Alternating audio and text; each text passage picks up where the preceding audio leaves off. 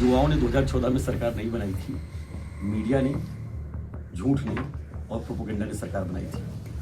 उसके बाद 2019 आया और अब 26 भी आ गया। उसके बाद लगभग 3 चुनाव लगातार हो गए हैं। अगर ये मीडिया और झूठ का परिंदा था तो क्यों उसके बाद भी युवाओं ने जो है सरकार को सपोर्ट किया? सारे संस्थानों को, चाहे ईडी हो, चाहे सीबीआई हो, चाहे आईटी हो और मीडिया संस्थानों को पूरी तरीके से कब्जा कर लिया गया है। अगर आपके इल्जामात यही है तो लड़ना तो आपको इसी सिस्टम से है। ठीक है, तो कैसे आप ये करेंगे? जनता के बीच में जाएंगे, जनता को बताएंगे, जनता को सुनेंगे। पक्ष में होने के बावजूद उस तरह का स्ट्रॉन्ग जो इसका विरोध होना चाहिए वो आज तक नहीं दिखा।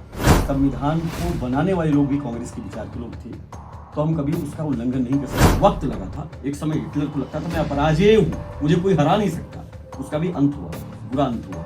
यहाँ भी यहाँ की जनता सब देख रही है, समझ रही है, जान रही है। इस मुद्दे को क्यों नहीं बड़ा बना पाई, क्यों नहीं लोगों तक पहुंचा पाई, क्यों उन युवाओं को जाने से नहीं रोक पाई कांग्रेस कि मत जाओ, ये आपके साथ खिलवाड़ है? जनता को ही समझाएंगे ना, हम वोट तो चोरी नहीं कर लेंगे। आपका इशारा शायद व्हाट्सएप यूनिवर्सिटी की ओर था। नहीं, लेकिन मैं कहना चाहूंगा यही टेक्नोलॉजी आपके पास भी है, फिर सच्चाई आप भी लोगों तक पहुंचा सकते हैं, लेकिन कर नहीं पा रहे। तो संविधान को मूलभूत रूप से रख करके उसके विचारों के साथ युवाओं की भी फौज खड़ी हो रही है, नौजवानों की भी फौज खड़ी हो रही है, छात्रों की भी फौज खड़ी हो रही है। सरकारी जॉब के लिए सारे जाते हैं।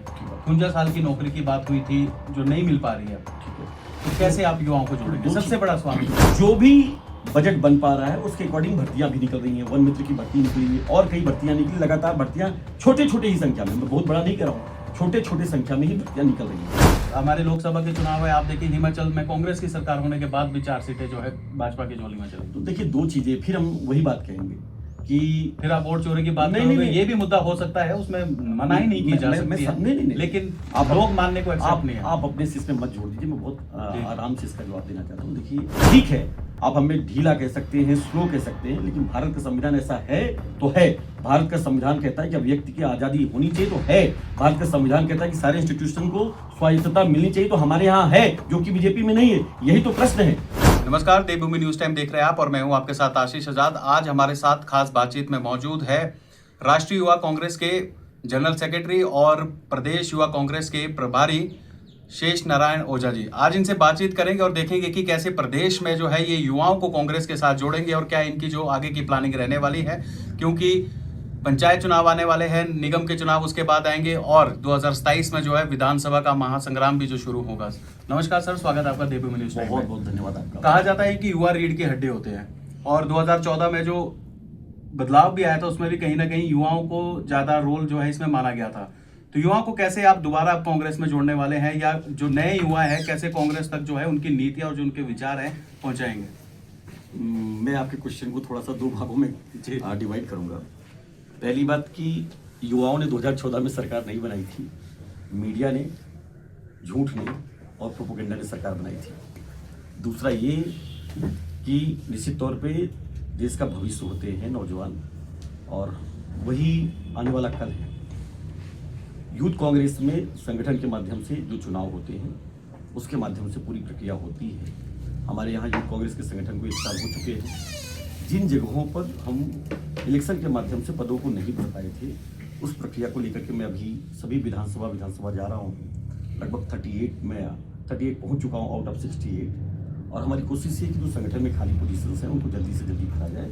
इसी कड़ी में मैं आज यहाँ पे भी आया था। ओझा जी, जैसे आपने कहा कि 2014 में झूठ और मीडिया ने जो है ये सरकार बनाई थी, उसके बाद 2019 आया और अब 26 भी आ गया है। उसके बाद लगभग 3 चुनाव लगातार हो गए हैं। अगर ये मीडिया और झूठ का परिंदा था तो क्यों उसके बाद भी युवाओं ने जो है सरकार को सपोर्ट किया?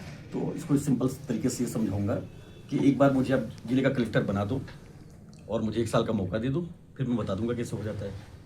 सारे संस्थानों को, चाहे ईडी हो, चाहे सीबीआई हो, चाहे आईटी हो और मीडिया संस्थानों को पूरी तरीके से कब्जा कर लिया गया है। मैं तो शुक्रिया अदा करता हूँ आप जैसे चैनलों का, जो अपने दम पर, अपने स्पाइन पर खड़े हैं।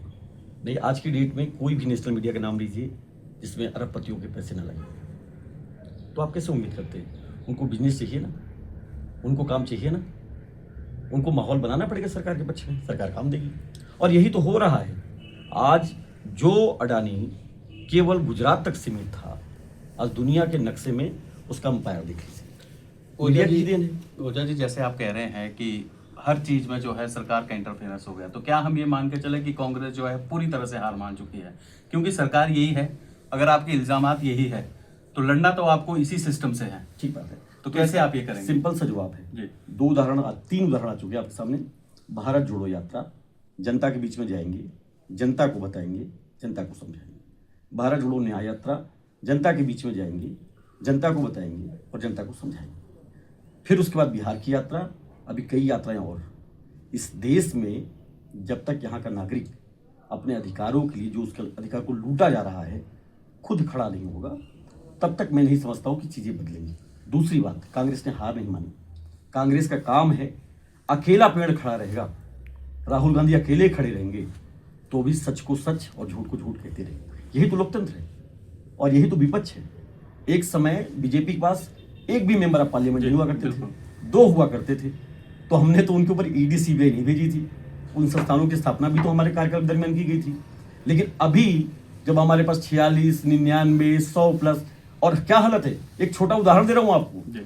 कल ही की खबर है, राजस्थान में मालवीय जी करके एक बीजेपी के एमएलए हैं, उन्होंने कहा कि मैं कांग्रेस ज्वाइन करूंगा। इस प्रदेश के लोग कांग्रेस को वापस लाना चाहते हैं। 2 घंटे के अंदर जांच पहुंच गई उनके घर पे। ये तो खुलेआम तमाचा है ना लोकतंत्र में। ये तो देखेंगे ना, ओझा तो चर्चा करेंगे ना। ओझा जी, जो आप बात कर रहे हैं, जैसा आप बता रहे हैं, विपक्ष में तो आप ही है। अगर आपको लगता है कि इस तरह की कार्रवाई हो रही है, क्यों इतने मजबूती से जो है विपक्ष इस मुद्दे को नहीं उठा पा रहा है या लोगों के बीच नहीं ले जा रहा है? जो आप बात कर रहे हैं, मैं उसे ये नहीं कहूंगा कि आप अपना प्रोपोगेंडा कह रहे हैं, या मैं दूसरी सरकार का कहूंगा कि आप वाकई वो ऐसा कर रहे हैं। लेकिन जो दिखता है या जो जनता भी जानती है, अगर ये वाकई इसमें सच्चाई है जो आपको लगता है, एज अ विपक्ष में होने के बावजूद उस तरह का स्ट्रॉन्ग जो इसका विरोध होना चाहिए वो आज तक नहीं दिखा, जो जनता का कहना है। देखिए, 2 चीजें हैं। हम हमेशा से संविधान को मानने वाले थे, संविधान को बनाने वाले लोग भी कांग्रेस के विचार के लोग थे, तो हम कभी उसका उल्लंघन नहीं कर सकते कि हम इस देश के अंदर क्रांति की मांग कर दे कि सरकार पलट दो, ये कर दो, जैसा बाकी देशों में हो रहा है। हम बार बार बीच में ओझा जी, आपको बीच में इंटरप्ट करना चाहूंगा। अगर आप कह रहे हो कि आप सरकार पलटने की मांग नहीं करेंगे तो कैसे सत्ता में आएगी? सरकार पलटने इन द सेंस तानाशाही तरीके को हम नहीं अपना सकते, क्योंकि हमारे खून में वो नहीं है। हम हिटलर नहीं हो सकते, हमारे संविधान में भी वो नहीं। हम कुछ भी हो सकते हैं। हम सरकार के लिए लड़ेंगे, जनता के बीच में जाएंगे, जनता जिताएगी हराएगी हम मानेंगे, लेकिन हम हिटलर नहीं हो सकते। जो वो हो चुके हैं, वो हिटलर हो चुके हैं। मैं बार बार इंडिकेट ये करने की कोशिश कर रहा हूं कि हिटलर का सामना भी बाकी वहां की जनता ने किया था, वक्त लगा था। एक समय हिटलर को लगता था मैं अपराजेय हूं, मुझे कोई हरा नहीं सकता, उसका भी अंत हुआ, बुरा अंत हुआ। यहाँ भी यहाँ की जनता सब देख रही है, समझ रही है, जान रही है। इस देश के अंदर बेरोजगारी का हालत ये है कि जिस रेलवे से 4 से 5 लाख वैकेंसी हर साल आया करती थी, कौन सी रेलवे की वैकेंसी आ रही मुझे कोई बताए और उसके खिलाफ आवाज उठाने वाला कोई व्यक्ति दिखाई पड़े। दूसरी बात, इस देश में सबसे अधिक वैकेंसी आती थी सेना से, आज सेना को अग्निवीर कर दिया गया। 4 साल में रिटायर करके आपको घर भेज दिया जाएगा। जो संख्या लाखों में हुआ करती थी, हर बीआरओ से वैकेंसी आया करती थी, आज वो संख्या हजारों में सीमित हो गई। खुले आम आपके आंख के सामने से आपके चश्मे उतार लिए जा रहे हैं और आपको दिखाई नहीं पड़ रहा है। तो धीरे धीरे जनता को समझ में आएगा।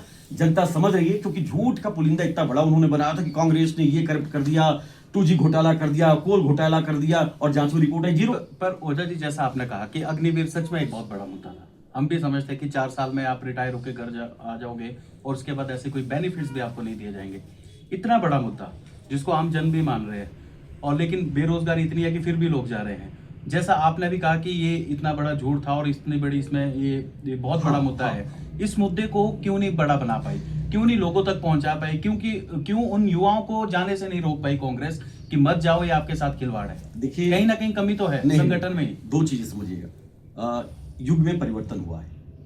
पहले लोगों के पास मोबाइल नहीं हुआ करता था, फिर धीरे पास मोबाइल आया, फिर नेट आया, 2G आया, आज हम 5G यूज कर रहे हैं।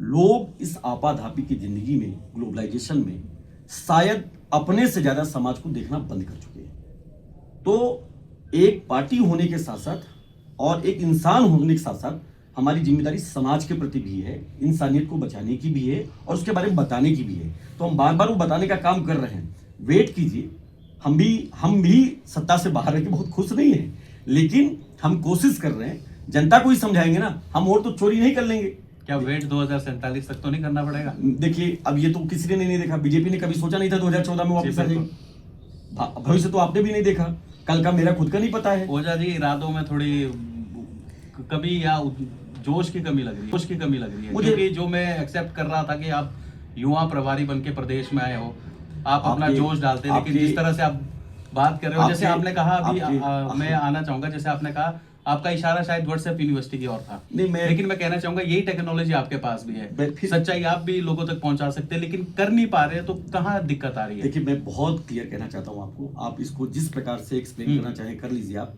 हम संविधान को मानने वाले लोग हैं, संविधान को मूलभूत रूप से रख करके उसके विचारों के साथ युवाओं की भी फौज खड़ी हो रही है, नौजवानों की भी फौज खड़ी हो रही है, छात्रों की भी फौज खड़ी हो रही है। हमें भी अपनी स्ट्रेटजी थोड़ा बदलनी पड़ेगी ना, हर चीज बता ही देंगे तो फिर वास्तव यूनिवर्सिटी पे छापा भी तो पड़ेगा। जी, ये तो है, लेकिन अब प्रदेश में वापस आते हैं, जैसा आपने कहा कि हर जगह युवा भी बड़े रहते हैं। प्रदेश की हम बात करें, काफी सालों पहले जो है छात्र चुनाव होते थे, छात्र राजनीति होती थी, जिसे बंद कर दिया गया है काफी लंबे समय से। कांग्रेस आई, बीजेपी आई, कोई छात्र चुनाव नहीं करवाना चाह रहा है, जहां से इंटरेस्ट होता था युवाओं का राजनीति में। तो आप कैसे देखते हैं कि युवाओं के लिए होनी चाहिए या नहीं होनी चाहिए? देखिए, व्यक्तिगत तौर पे एक नागरिक के रूप में और एक छात्र के रूप में, एक नौजवान के रूप में मेरी इच्छा ही नहीं बल्कि मेरा मानना है शासन चुनाव होने चाहिए, और राहुल गांधी जी इसके प्रबल समर्थकों में से एक रहे हैं। अगर आपको याद हो तो मैं 3-4 यूनिवर्सिटीज के नाम बता रहा हूं आपको। BHU इलाहाबाद यूनिवर्सिटी और AMU जैसे संस्थानों में शासन चुनाव बंद कर दिए गए थे राहुल गांधी जी के ही प्रयासों से। 2012 के बाद वो चुनाव प्रारंभ हुए थे, लेकिन धीरे धीरे करके बीजेपी की सरकार जब जब सत्ता में आती है उसने चुनाव को बंद करना स्टार्ट कर दिया। पर ओझा जी, बात अगर हिमाचल प्रदेश में करें तो वहीं आ रहा था। तो मैं भी व्यक्तिगत तौर पे ये कहूंगा कि मैं भले कांग्रेस परिवार में हूं, लेकिन मैं शासन चुनाव का समर्थक हूं। सरकार को भी इस दिशा में एक बार सोचना चाहिए और सरकार को डिसीजन लेना चाहिए कि शासन चुनाव हो जिससे नए लोग निकल के आए और राजनीति में स्टेब्लिश्ड हो। आप युवा प्रदेश प्रभारी हैं, सुक्खू जी से इस बारे में बात हुई?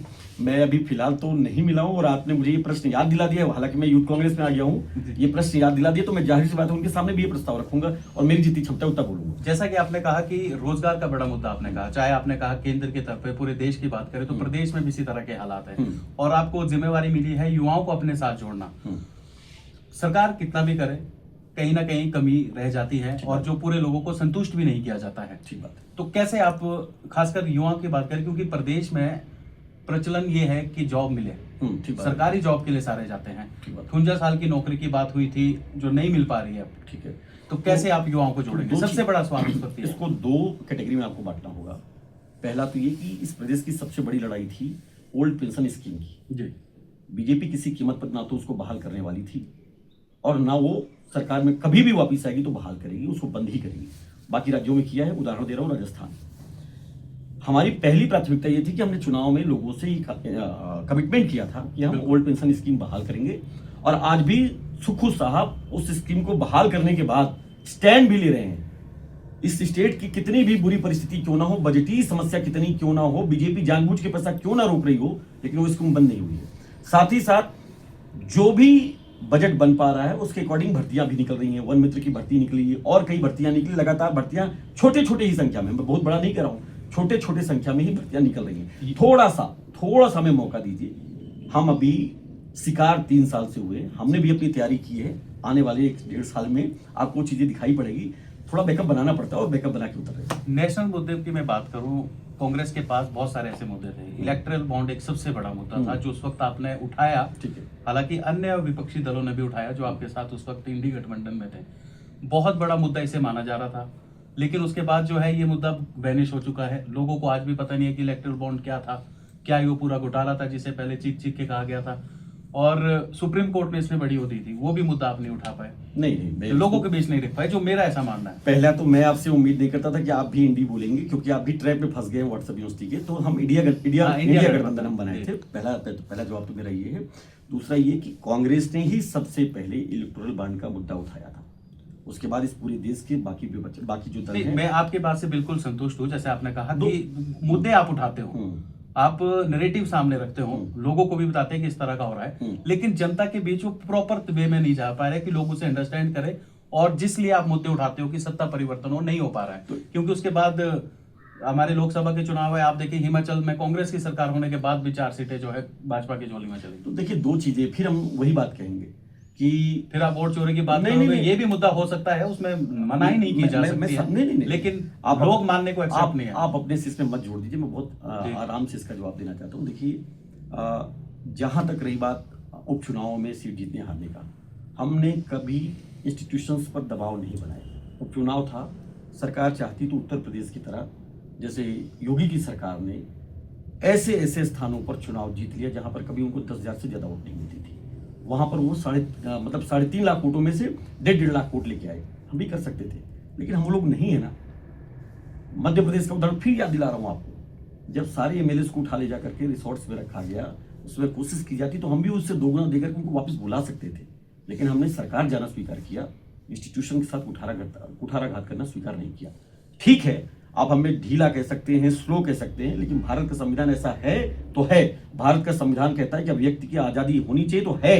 भारत का संविधान कहता है कि सारे इंस्टीट्यूशन को स्वायत्तता मिलनी चाहिए तो हमारे यहाँ है, जो कि बीजेपी में नहीं है। यही तो प्रश्न है। हाँ, आपको स्पीड जो शायद दिखाई नहीं पड़ रही है, मैं उम्मीद करता हूं, भरोसा दिलाता हूं कि मैं अपना घर परिवार समय छोड़ करके अगर हिमाचल प्रदेश में विधानसभा घूम रहा हूं तो कुछ तो कर रहा हूंगा। थोड़ा वक्त दीजिए, दिखाई पड़ेगा आपको वापस। हिमाचल प्रदेश में आने वाले कुछ महीनों की हम बात करें तो प्रदेश में पंचायत चुनाव होंगे और उसके बाद कुछ समय बाद ही जो है वो नगर निगम के चुनाव भी होंगे। क्या तैयारी है युवाओं के लिए, क्या प्लान है, कैसे नए चेहरे दिखेंगे क्या पंचायत के उसमें? पूरी तरीके से, और इस पूरी विजिट में एक उद्देश्य वो भी है कि जो भी पंचायत का चुनाव लड़ना पर मजबूत है, जनता के बीच में है, सरकार की योजनाओं के बारे में, उनकी समस्याओं के बारे में काम कर रहे हैं, ऐसे लोगों को प्राथमिकता के आधार पर यूथ कांग्रेस पुश करेगी कि उनको प्रदेश कांग्रेस कमेटी के लोगों से मिलकर, डीसीसी प्रेसिडेंट से मिलकर के चुनाव लड़ने का मौका दिया जाए, अधिक से अधिक यूथ चुनाव जीत करके आए। धन्यवाद सर देवभूमि न्यूज से जुड़ने के लिए। Thank you. अच्छा लगा हमारे साथ यूथ कांग्रेस के प्रदेश के प्रभारी और तमाम ऐसे अपडेट्स के लिए जुड़े रहे देवभूमि न्यूज टाइम के साथ। तब तक के मैं आशीष आजाद आपसे लेना चाहूंगा विदा। धन्यवाद। जय हिंद, जय हिमाचल।